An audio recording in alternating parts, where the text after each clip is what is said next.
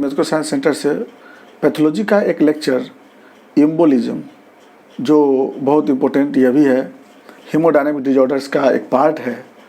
Embolism का मतलब क्या होता है? एम्बोलिज्म का मतलब होता है पार्शियल या कंप्लीट ऑब्स्ट्रक्शन, है ना, ऑब्स्ट्रक्शन इन कहाँ? In circulation. तो पार्शियल या कंप्लीट ऑब्स्ट्रक्शन इन सर्कुलेशन। तो कौन कौन से सर्कुलेशन? दो सर्कुलेशन, ब्लड सर्कुलेशन और दूसरा लिम्फ सर्कुलेशन। यानी कि इतना हमें मालूम हो गया, बॉडी में दो सर्कुलेशन होता है, जो क्या होता है, वो काइनेटिक फॉर्म में होता है। तो यानी कि ब्लड वेसल्स में अगर कोई ऑब्स्ट्रक्शन होता है पार्शियल या कंप्लीट, तो वो भी कहलाता है एम्बोलिज्म। तो उसको बोलते हैं हम लोग ब्लड सर्कुलेशन एम्बोलिज्म। और दूसरा अगर बाय लिम्फेटिक वेसल्स में अगर ऑब्स्ट्रक्शन होता है तो उसको बोलते हैं लिम्फेटिक वेसल्स एम्बोलिज्म। तो इस तरह से दो तरह का एम्बोलिज्म आपको मिलता है। तो एम्बोलिज्म का मतलब ही होता है क्या? पार्शियल या कंप्लीट ऑब्स्ट्रक्शन। अब हम लोग देखते हैं कि इसका मेन कारण क्या होता है। तो इसमें जो कारण है वह उसका टाइप भी होता है। तो टाइप और उसका इटियोलॉजी एक जैसा होता है। तो क्या होता है? पहला होता है सॉलिड एम्बोलिज्म, है ना। तो सॉलिड टाइप भी हो गया और प्लस कॉज भी आता है। तो सॉलिड एम्बोलिज्म किसको बोलते हैं? कि वैसा कुछ सॉलिड सब्सटेंस जो वेसल्स के अंदर रहता होगा और वो वेसल्स को ब्लॉक करता होगा। तो सॉलिड में क्या होता है? ट्यूमर में आपको मालूम होगा मैलिग्नेंट ट्यूमर में कौन सा?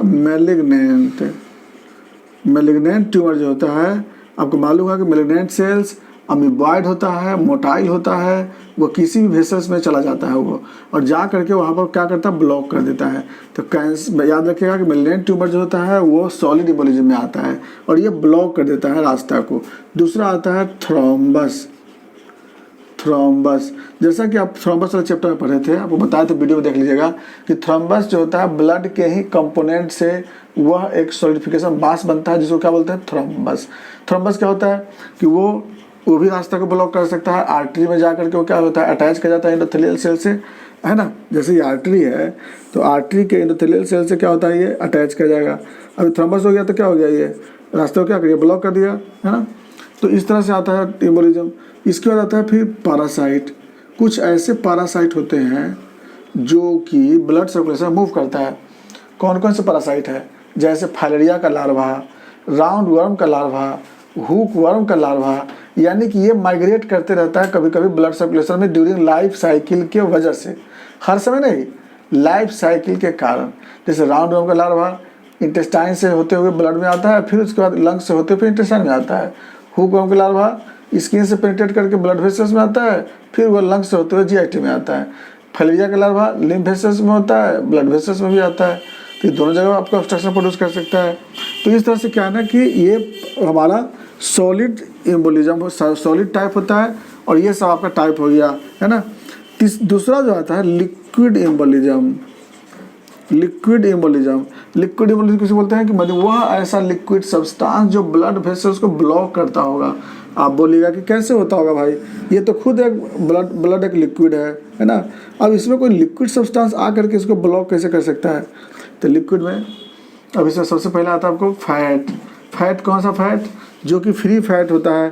फ्री फैट कहाँ पर? मान लीजिए सपोज बोन के अंदर जो होता है वो एडिपोज टिश्यू है, यहाँ पर किसी कारण से फ्रैक्चर हो गया। फ्रैक्चर होने के बाद क्या होगा कि उसका जो फ्री फैट होता है वो जो फैट कहाँ पर मूव कर जाएगी? ब्लड वेसल्स में। ब्लड वेसल्स के बाद कहाँ चला जाएगा? कहीं ना कहीं जा सकती है। सबसे ज़्यादा मान याद रखिएगा कि एम्बोलिज्म जो होता है कॉमनेस्ट कहाँ पे होता है डेवलप? लंग्स में, है ना। क्योंकि कोई भी अगर डिटैच करेगा, थ्रोम्बस भी डिटैच करेगा तो कहाँ जाएगा? लंग्स में। कोई फैट सेल अगर बाई वहाँ मूव करेगा तो कहाँ जाएगा? वो लंग्स में। तो इसलिए क्या होता है कि लंग ये फैट जो होता है उसके कारण ये डिपोजिशन हो सकता है और ब्लॉक हो सकती है। दूसरा है, मान लीजिए कोई ओबेज पर्सन है, उसको ऑपरेशन किया जाता है। तो ऑपरेशन करते समय जो लेयर होता है ना, जो डर्मिस लेयर के नीचे जो होता है, उसको इंसीज करने से भी फैट जो होता है वो क्या करता है, वो ब्लड वेसल्स में मूव कर जाता है। तो ये भी एक एम्बोलिज्म का एक कारण बनता है, वो भी लिक्विड में एम्बोलिज्म जिसको बोलते हैं। तो फैट एम्बोलिज्म का, फैट से वो एम्बोलिज्म डेवलप कर जाता है। तो फ्रैक्चर में, इसलिए फ्रैक्चर में क्या करते हैं लोग कि जहाँ फ्रैक्चर का चांस लगता है या शक लगता है तो वहाँ पर रोक देते हैं मूवमेंट से, क्योंकि चांस है कि वहाँ पर एम्बोलिज्म डेवलप कर सकता है। दूसरा एम्बोलिज्म आता है लिक्विड में, एमनियोटिक फ्लूइड एम्बोलिज्म।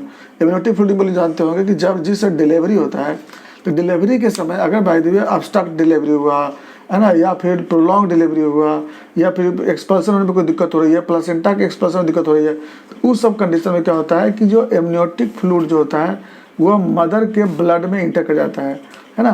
कुछ ना कुछ उसका फ्लूइड में होता क्या होता है, उसमें लेंगुआ होता है, मेकोनियम होता है, फिर जो बच्चा का है उसमें हेयर लेंगुआ उसको बोलते हैं, वो जला जाता है, उसके कारण वो क्या करता है, ब्लॉक कर देता है। और इसमें ब्लॉकेज कहाँ होगी, वही सेम रेस्पिरेटरी।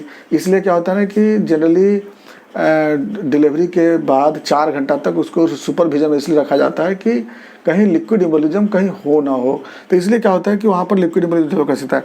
तो इस तरह से 2 होगा। तीसरा होता है गैस एम्बोलिज्म। गैस एम्बोलिज्म किसको बोलते हैं कि वह गैस सब्सटेंस जो कि ब्लड वेसल्स में जाकर के ब्लॉक कर सकता है। इसमें क्या होता है, नंबर 1 होता है आपका इन्वायरमेंटल एयर।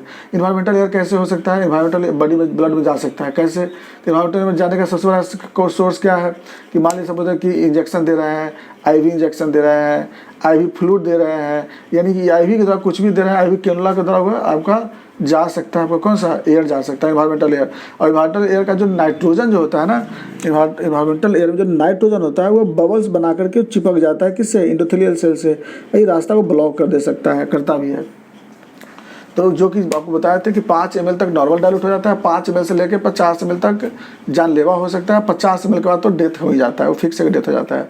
तो ये इतना एयर जो होता है जा सकता है। और दूसरा एयर जाने का कारण क्या हो गया कि मान लीजिए नेक सर्जरी हुआ, उससे भी जा सकता है एयर, थोरेसिक सर्जरी हुआ है उससे एयर जा सकता है, रिब्स फ्रैक्चर हो गई है उससे एयर जा सकता है। तो एयर जाने का ये सब सोर्स होता है जिससे एयर चला जाता है, इन्वायरमेंटल एयर। तो कैसे जा सकता है, निडल से जा सकता है, आईवी इंजेक्शन जा सकता है, लंग्स इंजरी से जा सकता है, रिब्स इंजरी जा सकता है, थोरेसिक सर्जरी से जा सकता है, नेक सर्जरी जा सकता है। ये सब साधन होता है जो इन्वायरमेंटल एयर जो होता है वो चला जाता है। एक होता है हाइपर वेंटिलेशन। अगर बहुत ज़्यादा अगर प्रेशर से अगर वेंटिलेशन किया जाएगा अगर बाय द वे पेशेंट को, उस कंडीशन में एयर जो होता है वो अंदर जा सकता है। एक एयर कैसोनीज बोलते हैं, कैसोनीज डिजीज बोलते हैं उसको, है ना, कैजेंस डिजीज ना, तो कैसोनीज कैजेंस डिजीज।